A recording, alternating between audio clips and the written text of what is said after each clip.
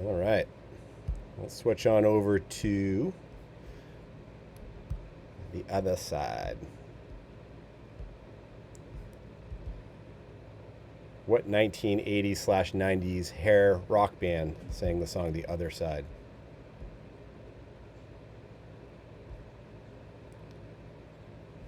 Crickets. Steven Tyler, lead singer. It'd be Aerosmith. Take Now I feel silly because now you know the song. It's in my head now. me to the other side. All right. Dr. Libby, can you see this okay? Yep. All righty. So I wanted to tie up a few loose ends and introduce our chlorhexidine protocol. I sent out the email earlier last week talking about 4% chlorhexidine as a tool in restorative dentistry. So I threw a bunch of things together today, all loosely related, but all very important. That has to do with the restorative and perio interface, a theme that we've been hitting on a few times already. And I just wanted to try to look at it from a different angle. So if you guys have any thoughts, contributions, feel free to chime in. This is a photo not of a case that I took. This is from a Facebook post from Michael Brum and Bill Strupp. If you guys follow them on Facebook, their work is absolutely stunning. And it's just amazing when they show cases like this, and you look at that and you're like, well, in my office, that would be bleeding. I think we would all agree. Getting this level of hemostasis is very difficult. Before I talk about that, it's important to know that they have self-proclaimed mastered the art of bonding buildups to teeth like this. So they don't rely on a ferrule. One might argue they're doing kind of a reverse ferrule into the canals, but they don't rely on mechanical retention, but pure chemical retention for their adhesive and restorative dentistry. Not the topic for today. I just wanted to share that with you. Because of the fact that they rely on superior bonding, they've gotten really good at hemostasis in restorative dentistry. And I wanted to draw from their inspiration and what they've figured out over time. If anybody's interested in learning these bonding techniques, I do know how to do them. I just can't take the leap and get off the ferrule train. With that said, I want to take one of their courses, in which case I think I'll get a much better picture and I might be more comfortable at that point in time. Interesting to note, a little crack back here. I'm very comfortable bonding with this kind of enamel rim. I'm not comfortable bonding on dentin and cementum that far underneath the gum line. But with that said, Bill Strupp is one of the most well-known general dentists of our generation. He's not Gordon Christensen known. Gordon Christensen's a prosthodontist, but Bill Strupp has been doing this kind of dentistry for 3 to 4 decades. And his younger partner, Michael Brum, is cut from the same cloth. So they often, I see the Facebook posts, people ask questions and they answer, but they always answer somewhat ambiguously. I think part of it is they're trying to get you to sign up for their courses. I don't find any fault there. They're providing value to the dental world. Nobody says that they have to go on Dental or Facebook and post how they do work. I have no problem with them steering us in that direction. Anybody that I know that's been to one of their seminars has been thoroughly happy with what they've learned. But after following them for several years, I've drawn some conclusions. I've kind of read between the lines. They've given lots of hints. They say that this is how they gain hemostasis in a situation like this. They use Hemodent, which is aluminum chloride, soaked in cotton pellets or packing cord, and they place it for 5 to 10 minutes, come back, and then it ends up looking something like this. I don't know. I can't seem to get that level of hemostasis, and if you guys have other tools or tricks that I don't present today, I'd be happy to hear about them. But one tool that I have used with some success is superoxal. Superoxal is half of the ingredients for internal bleaching. Internal bleaching uses superoxol and sodium perborate, I believe. You place that in the canal and that whitens the tooth over several days. But superoxol is essentially 40% hydrogen peroxide. So it's very strong hydrogen peroxide, which has very strong hemostatic potential. Just to give you some idea of how strong that is, a over-the-counter bottle of hydrogen peroxide is 3%.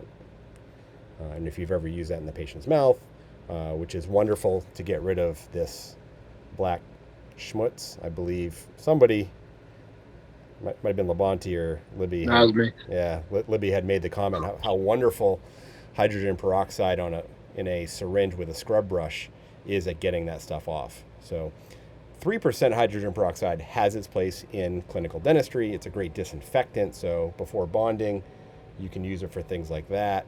40% for hemostasis is absolutely amazing. So if you're going to use it, soak a cotton pellet with it and have the suction nearby. You do not want to let that stuff flow down the patient's throat. With that said, you can get a high degree of hemostasis in these very difficult situations when you're trying to do restorative dentistry that requires a dry field. It really is a powerful tool in the toolbox. Another technique that I've seen, this also came off Facebook, is using Teflon tape. Teflon tape comes in different colors based upon the thickness. I'm not sure if that's white Teflon tape that's impregnated with an astringent or if it's the actual yellow Teflon tape. But using Teflon tape to inhibit the bleeding, you can pack it into these tight areas, can give you some degree of isolation. But I wouldn't bond with that little guy there. I mean, I wouldn't bond this ever. I would use probably a margin elevation technique. Looks like we have another person joining us. Does everybody know what the margin elevation technique is? All right, while I have everybody here. All right, this is a good photo here. So margin elevation is the technique of using a glass ionomer when you have very deep cavities. Rather than placing the crown margin down here, which is difficult to get an impression without doing some crown lengthening, you place a Toffelmeyer band, which typically you can get down there, and you add a significant amount of glass ionomer, and then you prepare your crown margin on the glass ionomer. This is a somewhat controversial technique. There has been some discussions in the literature over the years saying that this is not the standard of care. With that said, with a properly informed patient, this is a technique that can serve you well under the right conditions. So you're elevating the margin using a glass ionomer. Fuji 9 would be the ideal tool for that. You could use something like Biodentin or some hydrophilic bioceramic sealer of some kind, but I think a pure glass ionomer is the best. A resin modified glass ionomer such as Fuji 2LC would be the next best tool here. Or you go to crown lengthening, orthodontic extrusion, all of the other techniques we have when we have a tooth that has deep decay. So I bring that up because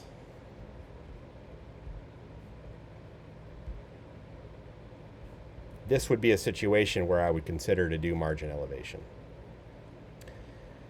Why is it unfavorable to bond in a situation like this? I've kind of alluded to it already. Subgingival cement. So that cement getting both around implants and natural teeth can really wreak a lot of havoc. It's very hard to clean these deep areas. You just don't have access to it. So after you place your restoration, cement getting down there absolutely can destroy the periodontium. What about the ability to bond? Would we rely or would we feel confident with the bond here if we were to use something like multi-link? No, you have to be, I mean, even with it being isolated like that in that photo, you'd have to be worried that it's leaking to some degree around the edges. Yeah. It's another thing. Leakage with resin-based dentistry is always going to be the limiting factor, which is why I only do adhesive dentistry when I'm super gingival by 2 millimeters. There's obviously exceptions to that rule, but if I can't guarantee lack of curvicular fluid or bleeding, I'm not going to bond down there. That restoration will fail 10 times out of 10. Maybe not in 5 years, but you do something with a glass ionomer, like a PFM crown or a zirconia crown, and use a conventional hydrophobic cement. Yes, you have to clean out the cement, but if you do that, you have a somewhat impenetrable seal. And I always like to think back to the days of zinc oxide, ZOE cements. I don't know if the dental school still teaches this technique where it's a powder and liquid on a glass slab, but that technique was the mainstay of cementing crowns for decades. When you cut a crown off that had that technique done, it is dry under there. I mean, there's just not a whole lot of things that can go wrong. Meanwhile, you see a resin-bonded crown that was done subgingivally 5 years later, and the entire tooth is decayed on the inside. And that's because the interface of resin, when not done under dry conditions, will not last. It just simply will not last.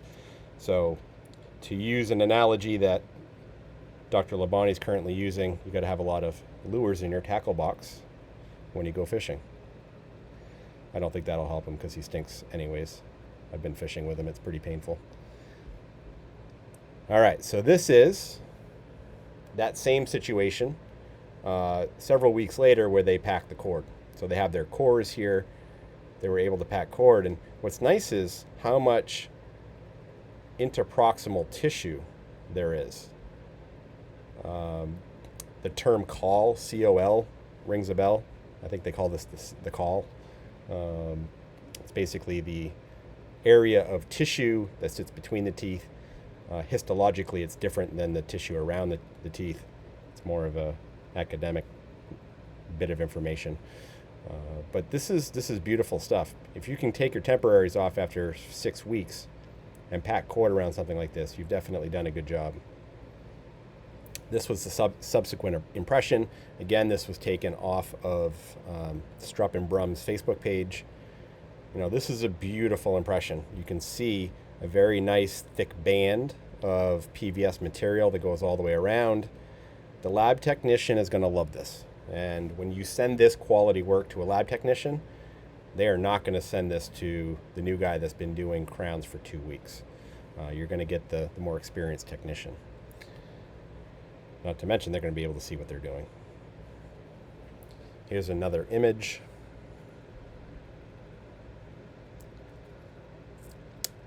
And that's after the temporaries have been cemented for a period of time. I mean, that's just beautiful. I'd love to say I have work that comes out like this. I don't have the command over the subgingival contours of teeth like this guy does. But it's good to know what's possible. If this is possible, that means I can be better. And I absolutely am going to keep striving till I get to a point where I can pull off a set of temporaries that are this subgingival, making sure they don't violate biologic width, as we saw, 2 weeks ago, 3 weeks ago when we did that little exercise. If it doesn't invade biologic width, this is a really nice restorative perio interface. Anybody want to comment about this beauty?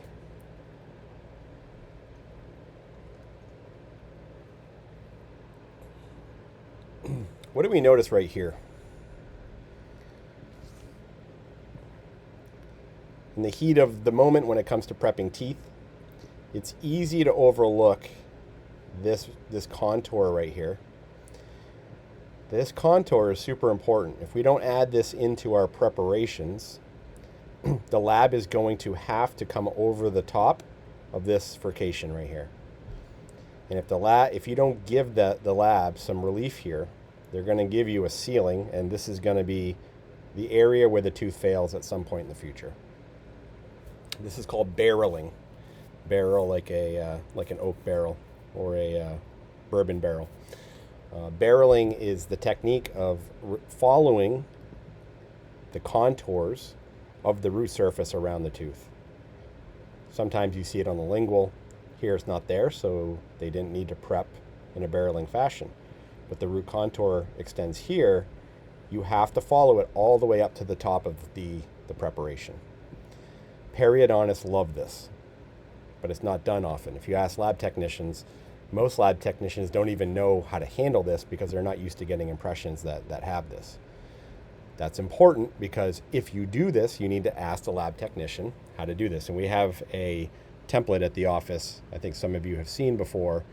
It's basically just an insert that you can put in your crown preparation prescription that basically describes to the lab exactly what we're looking for in this area. Barreling is one of the terms. There's several others that aren't coming to my mind right now. But moral of the story, you got to think with the end in mind. Can you tell me what the metal is in the middle of the tooth? I don't know what that is. Sure, that's the old metal posts, the screw posts had these. It just looks like it's so central. I assumed it was not a post. Yeah. Okay. Yeah, it's just coming from the distal canal and just happens to arise right in the center. Okay, all right. Yeah, these old posts, they used to split lots of teeth, so I don't see them used much anymore. It made a lot of sense at the time, but now that we have bonding, we just don't need mechanical retention of posts. Do you use fiberglass posts typically? We do. We use Taper Lux by Coltine Weldent. Anything that has, and most of the fiberglass posts have it, some sort of flexibility that mimics dentin. To me, that's the most important characteristic that is required for that. Carbon posts are a new age of posts that I think might replace fiber posts.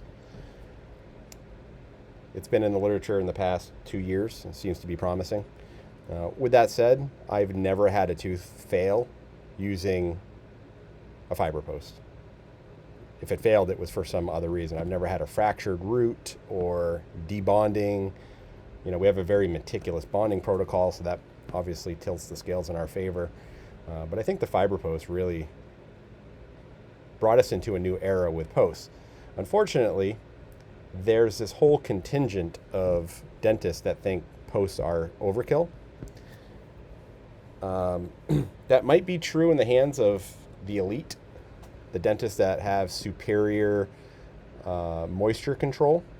But for the everyday dentist, you really can't be relying on your chemical bonding of your substructure for your core. You really need to consider adding a post when necessary. So posts don't need to be placed all the time, but they, in my opinion, still have their place in restorative dentistry. Then we have Duralon here. Duralon exists very much in a love-hate relationship in dentistry. Those that use it love it. Those that have used it but don't like it hate it. And those that have never been exposed to it are missing out. So Duralon, little backstory, Duralon is a polycarboxylate.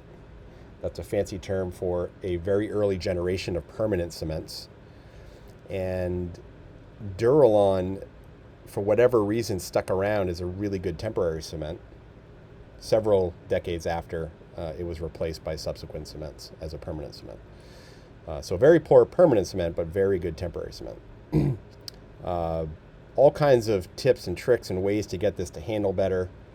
A good rule of thumb, when you have a prep that looks like this and all of the Duralon is stuck to the tooth and not the inside of the crown, if this came off before you had the crown to deliver, you might want to ask the question, where is the cement? It's on the tooth. So if that happens, you have to ask the question, why did it not bond to the intaglio of the temporary? Contrary, there's times when it's stuck to the inside, and this is any cement for that matter. There are times when it's stuck to the intaglio of the temporary, not to the prep. You want to ask the question, why is that? More often than not, if you over dry the dentin on the prep, the Duralon will vehemently stick to the tooth. It makes it very difficult to remove it. More often than not, trying to get these off is very difficult. So there is a technique where you can mix Durolon with a little bit of petroleum jelly to decrease the stickability. So you can control the degree of retention based upon the needs that you have. Here's my rule of thumb. If I can take a temporary off with my fingers after I'm done prepping, and I make the temporary, if I can pull that off with my fingers, I do one of two things. I either use Durolon, because I need the extra retention, or I reline the temporary. And I'll spend some time talking about our reline technique during a later module. But we use flowable and reline the inside of the temporary, and that increases the retention of temporaries by tenfold. It's an amazing technique that was taught by Spear that's indispensable in our armamentarium of restorative dentistry. Now, one might say, why not just do in-house milling? Sure, there's an argument there. But you always need to know how to do analog techniques. If CRX/CAD/CAM is a digital technique, you've got to know how to do this well. Especially once you start to enter the realm of full mouth dentistry, you're not going to be 3D or milling full arches of temporaries. So you have to know how to do these techniques well, and it starts with a single tooth. If anybody has any questions about Durolon and its superior clinical applications, I'd love to share it with you. The last time we use it, or the final case use, is when they come back with a debonded temporary, and we weren't using Durolon. That patient gets Durolon. You do not want patients coming back 2, 3, 4 times to re-cement temporaries. Lastly, what's the best temporary cement? Good prep design.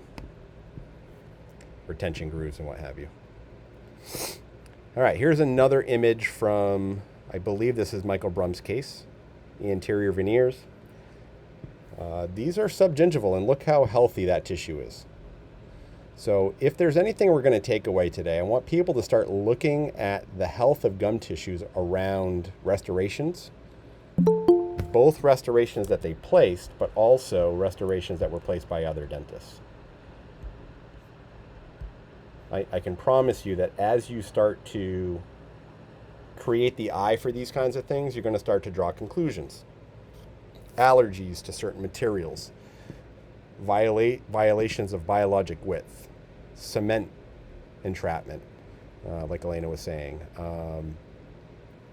The list goes on and on. Ill-fitting margins. And as you start to see these things more and more, you become a better dentist. So it's obvious, but in a busy practice, it's hard to take time to look at these things that are sitting right in front of us. They just don't have such high value for us to look at every time. We tend not to look at them at all. So any questions about the health of those tissues?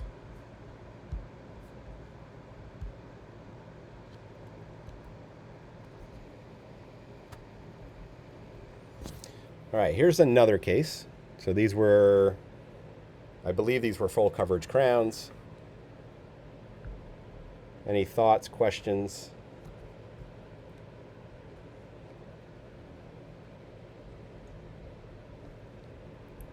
When you look at somebody else's dentistry, it's easy to cast judgment.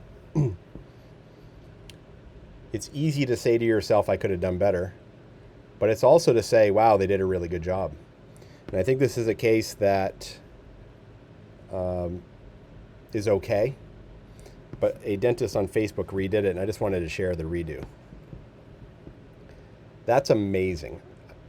I didn't see the second photo. I saw the first photo, and I thought they were too wide.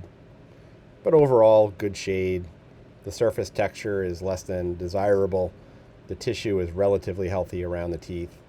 The canine's kind of long on number 11, but they're okay. But then I saw this next set. And the reason I put this here, this has less to do with tissue health, and it has more to do with translucency in our restorations. Are you communicating with your lab how much translucency to put in the incisal third of your restorations? So that was really where this series of photos came from. It came from a thought of how articulate are we with our technicians? So we have a whole series of photos that we take for our technicians, and we do a series of steps that puts the teeth in low light settings to show the translucency better. Something we can do at a future module. The point being, create the eye to see these things. So as you create your eye for better gingival health, start to look at where existing restorations and natural teeth have translucencies, opacities, somewhat obscure craze lines, mamelons, opaque rims. They don't exist in everybody. And you better know what your patient has. Otherwise, the technician is just going to choose an average and whatever they feel is beautiful. So shade matching is one part of creating aesthetic teeth, but it's only the beginning. And again, we're going to have a whole module on this when the time comes, but this slide came up and I wanted to share it. The lower arch you can see are still in temporaries. See the gum tissues around those temporaries are not ideal. So Pontic design, another restorative perio interface conversation.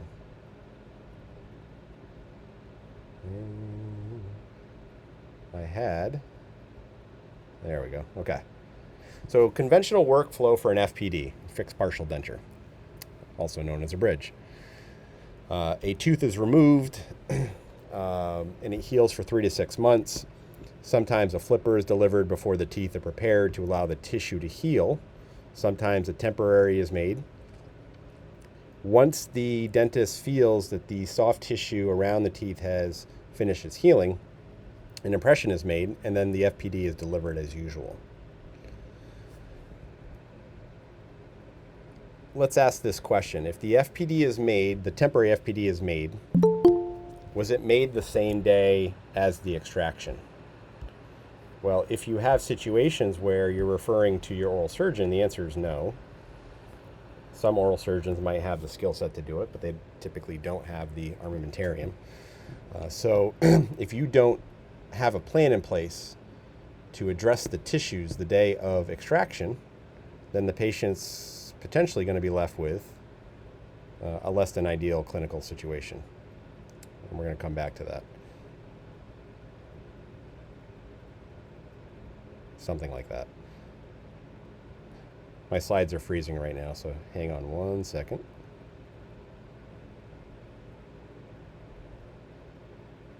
Anybody want to take a stab at how this happened? And this is a technique that's taught. Buccal plate. You got to go through the buccal plate to extract the tooth. You have to go through the buccal plate to extract the tooth. And then you lost all the bone, so you lost all the so attached tissue, and then now we got this huge defect. That definitely could be it. But this tooth was extracted before this bridge was cemented. Mm. So what if you took the final impression the day of extraction? That's what Dr. I can't think of his name right now, but the dentist who taught the maxi course, he takes his final impression the day he places immediate implants all day, and they come out beautiful. But he maintains the bone with the implant. Implants are a little different. Yeah. I think we can definitely make that argument. But in the case of a tooth-borne bridge, if you take your final impression and you have collapse of the buccal plate, 6 months later you deliver the final bridge, or at some point down the road you deliver the final bridge and you're left with this nastiness, patients aren't going to be happy. So I've taken several courses where they, productive dental academies, things like that, they advocate for taking final impressions the day of the the extraction. It doesn't always end up like this.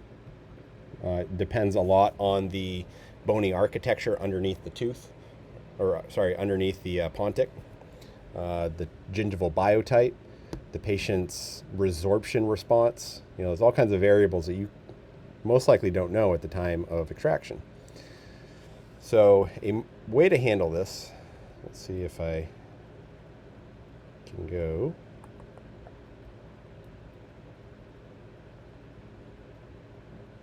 Let's come back to this photo For some reason, it keeps freezing on me. Here is a series of Pontic designs. We have our saddle Pontic in the upper left. That's a very aesthetic but non-hygienic situation because it's hard to clean underneath. If you've ever removed a bridge with one of these suckers and it didn't perfectly adapt to the underlying tissue, you can see why the bridge needed to be removed. So Pontic design is a prime determining factor for the health of the abutment teeth. You can have the best preps in the world, but if you didn't talk to your lab right and you didn't stage this correctly, it doesn't matter about the prep designs and the draw, the axial angles of your preps, so on and so forth. So these things are important, sometimes more important than the things that we think are most important as restorative dentists. That next one is a ridge lap. Then you have a modified ridge lap. Where I went to dental school, the modified ridge lap was the primary Pontic design that was classified, especially when a bridge was done in a site that did not have a tooth at the time of preparation. So again, we're creating a theme here. Underneath, these are point contacts. They're essentially situations where the Pontic will touch the tissue. What did I not include here? You might have seen it when I panned real quickly, but there's a specific Pontic design that I don't have.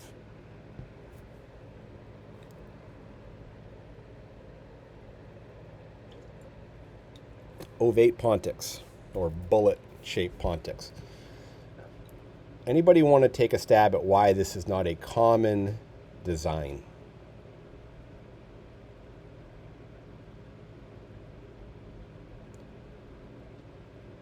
Is it just boot trap?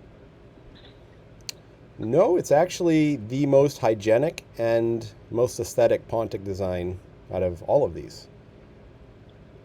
I know we talked about it a little bit the other day, how you crafted a design for it after at time of extraction, but Yes. So you know the end of the story. And the end of the story is you have to plan for it. So one technique, which Luke just said, is to create one of these in your temporary at the day of extraction. Now, what's neat when we're a restorative dentist that also extracts teeth is we can do this for the patient one time sitting in the chair, very predictable end results. They're only getting numb once, and under the right conditions, we can transfer some savings to them so that they're not seeing two different dentists, which would require a significant amount of quarterbacking, which again, if you're not the surgeon, there's no reason you can't have the patient come back to your office that same day. You renumb them, and then you create an ovate Pontic. So I'm a fan of the one provider model, but the two provider model is just as good, or almost as good. Slightly more expensive for the patient, more time consuming. The point is that when you create the ovate Pontic at the time of extraction, you've captured the opportunity. And that's really a lot of what this session was about. If we think of ways to improve our restorations, there are often times that the conventional methods are conventional simply because they're the least time consuming. This is definitely one of those times. There is no reason why an ovate Pontic shouldn't be the primary Pontic type in every clinical situation, especially when you're extracting the tooth the day of the preparation of the temporary bridge. Now, the other time you can do this is you can actually create that ovate Pontic site using either a laser or an electrosurge. That's slightly less favorable because you're removing good tissue. You can irritate the connective tissue and the patient ends up having some irritation underneath. With that said, it works very well. You can actually use a round diamond burr for this purpose. But you really need to have a lot of tissue to do that technique where you're doing it after the fact. So this is a situation where the patient's ridge has healed and you're basically creating the ovate Pontic receptacle site in an already healed site. What I'm advocating for in situations where you have the ability to do it is you actually foster the growth of an ideal ridge through the creation of a Pontic at the time of extraction and temporary bridge fabrication. So how do we get here? I threw in a picture here. This is an implant supported bridge, but look how beautiful this ovate Pontic is. We're not used to seeing this. This is not something you see in everyday practice. This takes a high degree of thought and execution, but it's not that difficult. This is definitely something you should start dabbling with certain patients. There's no doubt you can get to a point where you create these COLs, COLs, these nice papilla, interproximal papillas between implants, natural teeth, and the Pontic sites. You can imagine that it's a lot harder for plaque to build up when you have all that tissue here, and that's why an ovate Pontic is the most hygienic Pontic design out there, because plaque doesn't want to build up here. There's already tissue there. Plaque builds up when we have deficient tissue areas. So if you have the ability to create these, your patients are going to have restorations that last a lot longer. This is one of the better examples. I have lots of images at the office. I unfortunately couldn't log them in, so I just went to Google and I found this one. Essentially, let's say you have a temporary bridge and you extracted this tooth. You just add some composite, some flowable composite, polish it really well. How deep do you go? You know, it's an art. Don't go too deep, but don't go shallow. This will come with experience. I would love to say there's guidelines here. I don't think there's specific guidelines. I do believe the prosthodontic literature has dabbled in this arena to define how deep that should go. If you're going to get that advanced, then let's have a conversation. I'd love to have it. I haven't had any problems keeping them relatively like this. So let's say 30 to 40% bigger than the width of the tooth. Okay? The center of this should be, or the highest point, the zenith, should be in the center of the ovate Pontic area. You should have nice areas for the patient to be able to clean underneath this while it's healing. And there are times when I'll actually suture the papilla, depending if I did a flap reflection, I'll actually suture the papilla over the top to help hold the tissue up against the tooth. If I have a really nice clot in here and I do that, I often get very good results. It's not necessary, but for some patients, I do believe that it's something worth considering. Here's a technique. Let's just say that the tooth was extracted some time ago. You do your bridge preparation, and you take a round burr of some kind. This is a little gritty. I think I would use something more like a fine diamond. Fine diamonds tend to cause less bleeding. And you create your ovate Pontic site. I'd be careful. I'd know where your mucogingival junction is. If your mucogingival junction is right here, I probably wouldn't do this. There's some advanced techniques where we can create this, where you do a sulcular incision, come across the ridge, flap it back, and basically create something like a post-extraction site, and then let that heal to your ovate Pontic temporary bridge that you create after preparations. That's slightly more advanced. I would prefer to do that in this case. This tissue looks very thin in this area. I don't know if I'd want to be removing tissue when the patient already has deficient tissue, which is why it's important to have many tools in the toolbox. But you can see here what's being maintained is that call. So this is a site from a patient I saw last Friday. So this was an extraction site. One of the other doctors did. I took over the case for mostly because of the aesthetics, a very challenging aesthetic case, and the patient's kind of a PIA. Moral of the story is we did a temporary PMMA bridge, and I asked the lab to create this. So let's take a step back. Here's the workflow. This patient had a failing number 7. We took preliminary impressions. We sent them to, I think in this case, Glidewell. And we asked Glidewell for biotemp PMMA temporaries with an ovate Pontic. And what they sent back, this is before prep day, actually before extraction and prep day, what they sent back was essentially a shell, biotemp shell, just like you would order a biotemp shell crown that is relined with an ovate Pontic, but it was very smooth underneath.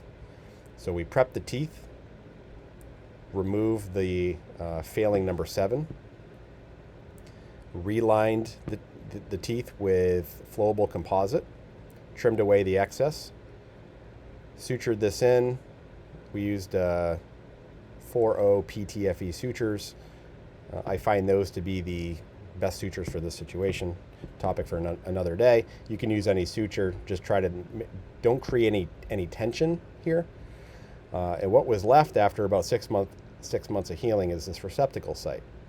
I have a lot more photos, but this crown or this Pontic literally looks like it's emerging from the tissue.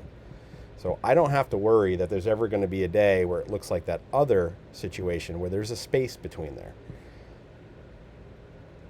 This is predictable dentistry. So it takes a little bit of thought ahead of time, but I think the execution of this case, once we get the final bridge in there, I'll share it with you. But this is a very predictable way to create dentistry that is satisfying, predictable for the patient, cleansable, hygienic, biologically sound, so on and so forth. That's a closer up version of that. There was our final impression using the double cord technique. It's important to know that this was a subgingival preparation. Why might I want to do a subgingival preparation? Aesthetics. I want the crowns to look like they emerge from the tissue. The only way you're going to do that is if your margin is underneath the tissue and the crown starts to emerge at a point where the observer, anybody looking at the patient's teeth, is out of the visual field. In other words, it's submerged. But that's the impression we got. Now, one might say, well, that looks like an impression for a supergingival margin. With the dual cord technique, you can get impressions like this. Now, what we did, we placed a 000 cord, and then we prepared, or further prepared, or refined the margin up to the gingival margin. Again, after that 000 cord is packed, we prepared this margin on the tooth to match the gingival margin. Then we packed our second cord and took our impression. If you prepare the tooth margin at the level of the gingival margin after you place a cord, you will be left with a subgingival margin without ever having to worry about capturing the impression. You know, this was predictable. We do this every day, all day. I would never be able to do this, at least in my hands, with a single cord technique and guarantee that it's going to emerge from the tissues in a subgingival manner. We went over this 4, 5, 6 weeks ago. Anybody want to comment on the double cord technique and its ability to create subgingival margins when you want to create subgingival situations?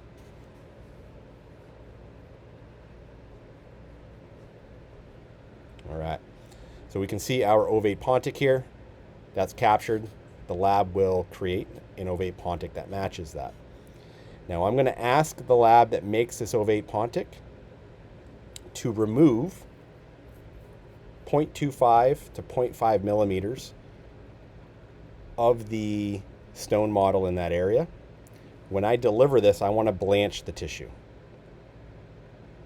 So I have to communicate with the lab. I want to tell them to create an ovate Pontic that's actually slightly deeper than what the impression is capturing. What that will do is it's going to squeeze all of the tissues here and create almost a hermetic seal and ensure that we have no space underneath that ovate Pontic. That thing is sealed. Yes, a patient can floss underneath it. They don't really need to. Using a water pick in the buccal cord, in the buccal direction and the palatal direction will help clean these areas right here. That's really an area where you're going to get some level of attachment underneath there, and it's amazing how well this looks underneath. This is what it looked like. You can see the little bit of red here. Those red areas are where the hemidesmosomes, are the attachments from the long junctional epithelium that we see on the vertical sides of teeth. Well, it also exists in a horizontal dimension. And those hemidesmosomes create something of a seal. So this guy didn't clean his teeth, you can see, but look how healthy it is underneath, you know, in this area right here. So despite the fact that this guy has poor oral hygiene, we created an environment where he's likely to have a long-standing restoration. After this, I actually, because of this right here, I dropped all of the margins subgingival because I don't want to give him an opportunity to come back with a cavity in the margins. I don't want to see this guy again. He's just one of those patients that you want to do really good work and say, I don't want to see you again. So I'm doing everything I can to tilt the scales in my favor for clinical success. All right, so we have 10 minutes left. Wanted to go over bleeding implants. What do we do? Most of the time, we just send it to the periodontist. But I'm a huge fan of general dentists being quarterbacks and not blindly sending patients to the periodontist or the specialist to have easy things figured out. These are pretty bad situations. These are situations where we probably do want to send to the periodontist. But do we have a technique or a tool or an algorithm that we can rely on so that we're not sending every patient with an implant that has a little bit of bleeding to the periodontist? It's just not efficient. I don't think the periodontists care for that. You know, they have busy practices. Last thing they need to do is be doing something that a general dentist can do. So there's something called the Cyst Protocol. The Cis Protocol was developed by a worldwide organization. I'm not sure if it was the ICOI, so the International Congress of Oral Implantology, I think, came up with this. This is not somebody's opinion. This is a very meta-analysis level protocol, meaning lots of studies of studies and studies of studies of studies went into this algorithm. So you can stand pretty firm on this. In a nutshell, you basically probe around a restoration with an implant, and you have less than 3 millimeters. They have this backwards. This should be less than or equal to 3. 4 to 5 millimeters or greater than 5. And then you follow the algorithm. So let's start with the less serious situations or more benign situations. So if there's less than 3 millimeters of probing and you have no bleeding on probing, BOP, bleeding on probing, you don't do anything. So 3 millimeters, even though they might have started with 1, at that point, there's no disease process going on. Well, if they have some plaque, yes, mechanical debridement and polishing. So that's pretty self-explanatory. That's what a hygienist does every 6 months. Well, what if you have a probing depth of 4 to 5 millimeters? Well, then you go to antiseptic cleaning. Antiseptic, in this study or series of studies or meta-analysis / recommendations, they're talking about 0.12% chlorhexidine. So at that point, you're starting to use chemical means of treatment. Then you get to greater than 5 millimeters. Well, there's 3 different clinical scenarios that may arise. Bleeding on probing plus no bone loss, that's radiographic bone loss. You would do protocol C. Local or systemic antibiotic therapy. Local antibiotic therapy would be something like Arestin or minocycline or doxycycline, all of those drugs that are used for localized delivery of antibiotics in a periodontal site. Systemic antibiotic therapy, there's a protocol called the Van Winkelhoff cocktail, which is amoxicillin and metronidazole that works well under these circumstances. Or you refer to a specialist. So the important thing here is that if you don't have a 5 millimeter pocket, then you probably shouldn't be referring to the specialist because you have the tools in your practice, every general dental practice, to handle a situation where an implant is quote unquote having issues. So you can continue following this. We're running short on time, but this is called the Cyst Protocol. The acronym is something cumulative, interceptive, supportive therapy, I think is the acronym for peri-implant mucositis and peri-implantitis in a clinical setting. So very helpful. I would print this out, give it to your hygienist, educate them on this. This has been around for some time. Happy to share more about it, but I love algorithms. Anytime we can take the guesswork and hunch work out of what we do, our job becomes less stressful and more predictable. So that's a win-win in my book. Anytime we can do that, we're helping our patients even further. All right, so the last thing I had was the NECADE 4% chlorhexidine protocol. So I sent this to you guys. Jen, I know you're here. If you want me to send this to you, happy to send it. I might have sent it through the email. This is version 1.0. 4% chlorhexidine doesn't really exist until Bill Strupp and Michael Brum started using it. I don't know if they found a product and then started using it. They now develop 4% chlorhexidine and sell it. The place you can buy it is bestbuydds.com. They have a whole bunch of products that they sell, this being one of them. I've used 2% chlorhexidine for this purpose, and I should probably go over what is the purpose. The purpose of this is healthy gum tissues before restorative appointments. If you have a clinical situation where a patient has bleeding tissues and that was a scheduled patient, those tissues should be healthy. That's the goal. I'd love to say that happens in our practice. It doesn't. Every day that it happens, I shoot myself in the foot saying, how could I have prepared this patient better so that they wouldn't show up with bleeding gums, which takes all the fun out of restorative dentistry for us. So that's what this protocol is intending to do. So this is the 4% chlorhexidine. Anybody can buy the 2%. So if you don't go to bestbuydds.com, you can go to Ultradent and Vista and all those places to buy the 2% that we use for endo. That works pretty darn well. I have used it in this capacity. To be honest, if you just get a patient to aggressively clean around a tooth the 2 weeks before they come in, you're going to have a lot better clinical scenarios. But we wanted to create a protocol, so we created this for patients. This is something you would give them ahead of time, that they would start 2 weeks before their clinical appointment.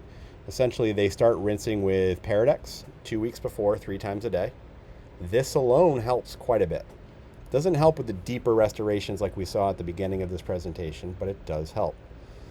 Then they come in 2 to 3 days before their restorative appointment for what we call an intra-office 4% application of chlorhexidine. We're calling this the MOAT protocol. I like giving things names. And essentially, the MOAT protocol is the attempt to clean around the tooth. The moat around the tooth, that's where all of the bacteria tend to gather. We want to clean that with a very strong antibacterial agent. Chlorhexidine does just the trick. Then we give the patient a set of at-home directions with a series of tools. I have a couple video tutorials that they can click on that talk about using proxy brushes and superfloss. Eventually, we're going to do our own NECADE versions of these videos. Looking for actors, if you guys know of anybody. Directions for use. So you give this to the patient in hopes that when they show up to your appointment for restorative dentistry, you have tissues that look like. Let's go all the way back to here. So the reason why I think they have tissues that look this good, and the reason why Hemodent works for them, is because they do this protocol ahead of time. So this tooth was already being treated at home long before that situation started to arise. Again, I don't see this very often, but then again, how they treated the patient ahead of time, to me, was the game changer in their practice. So we have the patient MOAT protocol, and then we have the description of how to do it in the office. We are currently training our office with this technique. I ordered 2 of these boxes. We have, I think, 10 bottles here. It costs about $500 for, I think, 5 of these bottles. Ultimately, you can buy 20% chlorhexidine and then dilute it with distilled water.